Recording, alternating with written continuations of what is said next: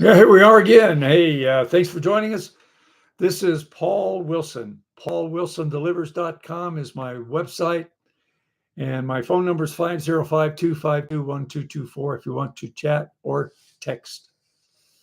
Today, we're going to be talking about Happy for No Reason.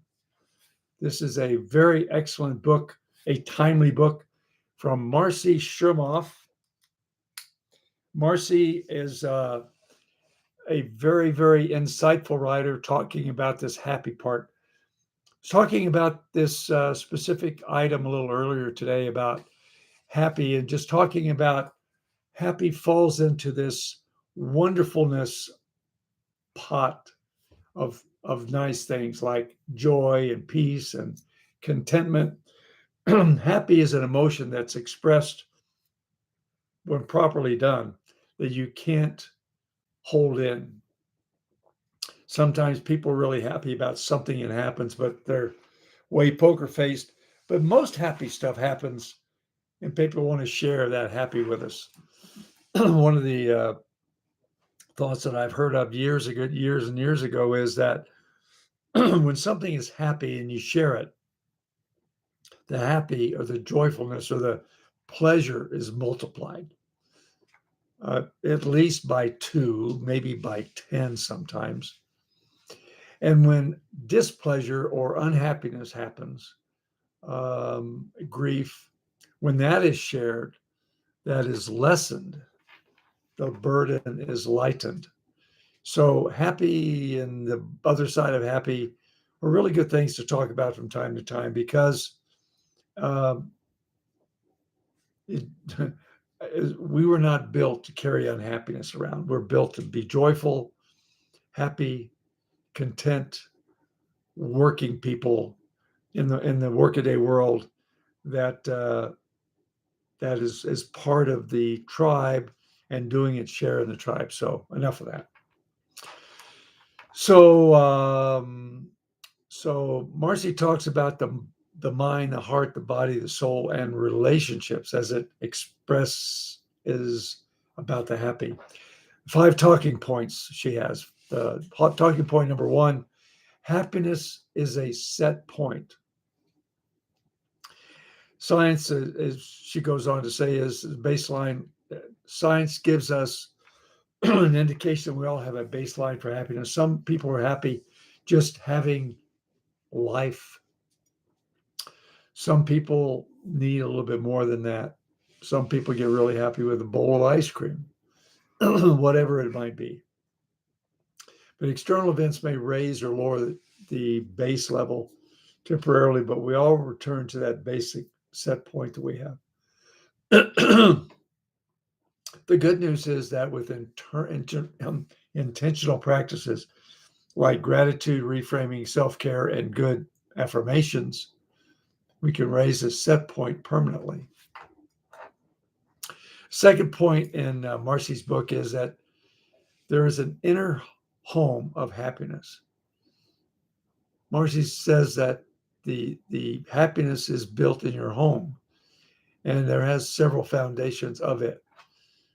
Several practices like gratitude, forgiveness, living with purpose, surrounding yourself with uplifting people, and daily affirmations help lift that that that set point, if you will. Happiness becomes less about chasing events, external, and more about strengthening your own inner foundation or internal. Happiness really emanates from the inside, not from the outside. External things may cause you to have a little bit more happiness or not, like rooting for the Cowboys, for instance. I was watching the game yesterday, as a matter of fact, and there were some ups and downs in that game. Well, it was an exciting game. And yes, there was ups and downs all over the place. I'm happy. No, I'm not happy. I'm happy. No, I'm not happy. As the game flows. And if you watch sports at all, you know exactly what I'm talking about, even if you're not a Cowboys fan. I love the Cowboys. The third point that Marcy makes is mindset shifts. Happiness depends largely on how we interpret events, not about the events themselves. Reframing negative situations into opportunities for growth rewires the brain toward positivity. And the whole idea of this happy thing, anyway, is to get to where you're starting to look at things more positively. One of my instructors on real estate business years ago said this, and this has stuck with me, that the little sayings, there's two sides to even the thinnest pancake. So if you're happy about something, there's an opportunity for you to be unhappy about something. So take a look at this thing and be looking on the positive side all the time. And then training the mind with affirmations and mindfulness is like mental fitness. The mind does need to be practiced. It needs to practice being positive and being affirming and about being looking on the bright side of everything. As a colleague of mine said, happiness is an emotion. It is. And it can wane depending upon external events if you let it. So just do what you can do to be as positive about something as possible. The fourth point that Marci makes is about connection and contribution. Relationships are critical, she says, because people who cultivate genuine connections experience deeper joy and happiness. And joy and happiness, I talk about joy, they're on the same big bowl of wonderfulness, if you will. Joy is a little bit deeper than happy, but they're still part of the same big happy thing. Happy thing. Yeah. So the contribution about living beyond yourself and serving others is really an important part of being happy. And happiness grows. Happiness grows when we give it away, whatever it is. It can be your time. It could be your money. It could be your smile. Give your smile away, especially if you really got something going on really good. I saw a picture of a friend of mine recently that was taken about 5 or 6 months ago, and the difference between that picture and today is huge because some events in her life have actually created happy in her. So I think we just need to maybe every once in a while look at a picture and see, is that happy? Is that contentment? Maybe not. So you just need to be aware of what you're exuding when you're just in the workaday world.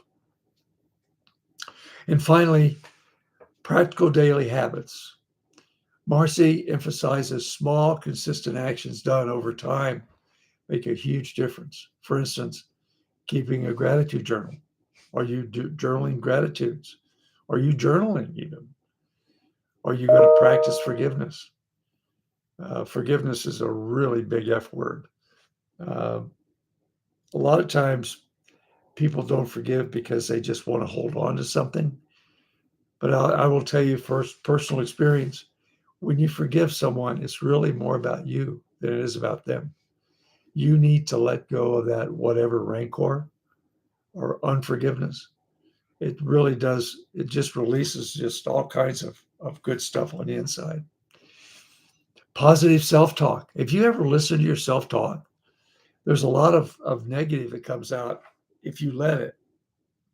But again, looking on the positive side, keep positive, maybe even study like neuro linguistic programming so you can understand how words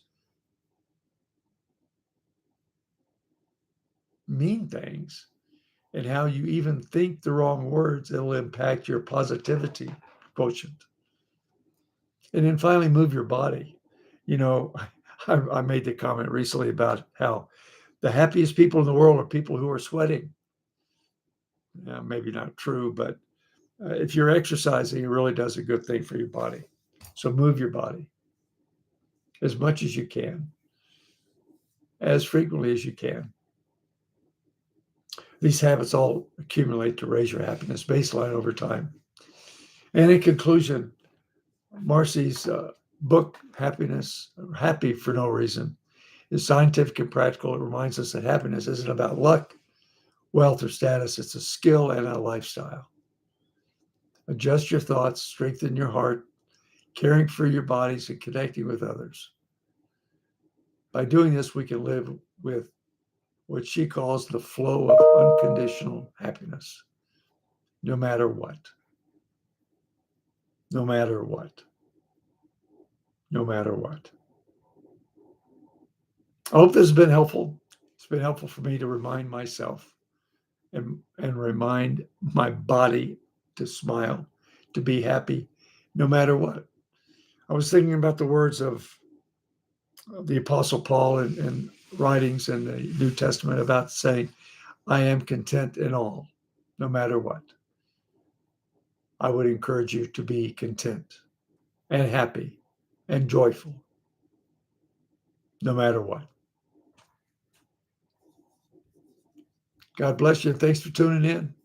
Look forward to talking to you again. You can go to my website, paulwilsondelivers.com, or you can text me at 505-252-1224 if you want to know more.